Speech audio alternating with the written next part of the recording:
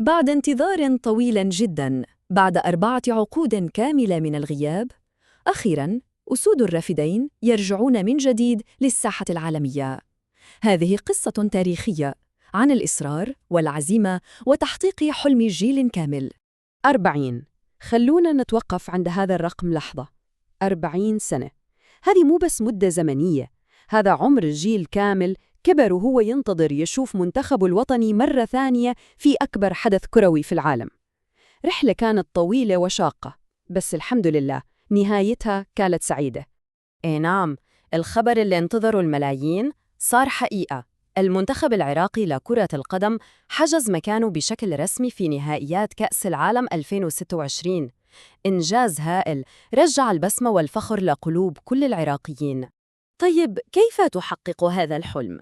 كل شيء انحسم في مباراة واحدة بس، مباراة مصيرية. كانت هي العقبة الأخيرة في طريق طويل وصعب، والمواجهة كانت ضد منتخب بوليفيا القوي.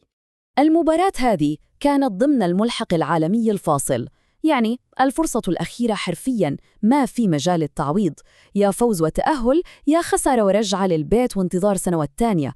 الضغط كان شيء لا يصدق. والحين خلونا نعيش تفاصيل هذا الدراما الكروية. المباراة بدأت بشكل مثالي. في الدقيقة 10 بس علي الحمادي يسجل الهدف الأول لأسود الرافدين، لكن الفرحة ما استمرت طويل. منتخب بوليفيا سجل التعادل في الدقيقة 39. انتهى الشوط الأول والكل على أعصابه، وفي الشوط الثاني جت اللحظة التاريخية. أيمن حسين يسجل هدف الفوز الحاسم. طبعاً هذا الفوز ما جاء من فراغ، كان بفضل مجهود الفريق كله، لكن في اسمين تحديداً رح يبقوا في ذاكرة التاريخ الكروي العراقي.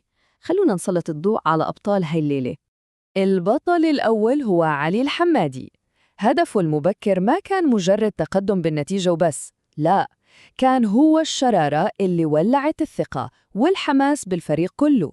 هو اللي فتح الطريق للمونديال.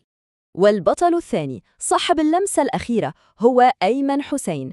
هدفه في الشوط الثاني ما كان مجرد هدف، كان هو الإعلان الرسمي عن حسم بطاقة التأهل لكأس العالم. وبهذا الهدف تحول أيمن حسين لأيقونة في هذه اللحظة التاريخية. بهذا الهدف انحسم آخر مقعد، المقعد رقم 48 في المونديال.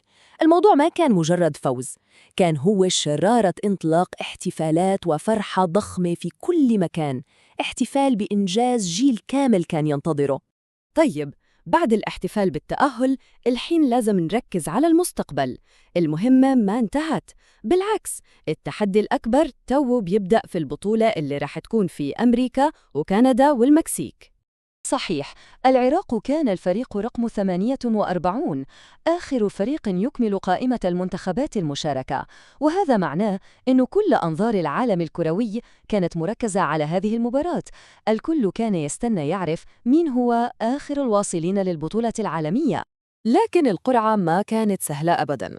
أسود الرافدين وقعوا في مجموعة نارية. فرنسا بطلة العالم السابقة بجيش من النجوم، النرويج بقوتها اللي طالعة، والسنغال بطل أفريقيا السابق وصلابته المعروفة. يعني مهمة صعبة بكل المقاييس.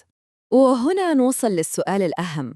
بعد 40 سنة من الغياب وفي مواجهة هذه المجموعة الحديدية، هل أسود الرافدين راجعين عشان يكونوا مجرد مشاركين، ولا عندهم القدرة يكتبوا فصل جديد ويفجرون مفاجأة في تاريخ المونديال؟ الجواب رح ننتظره على أرض الملعب.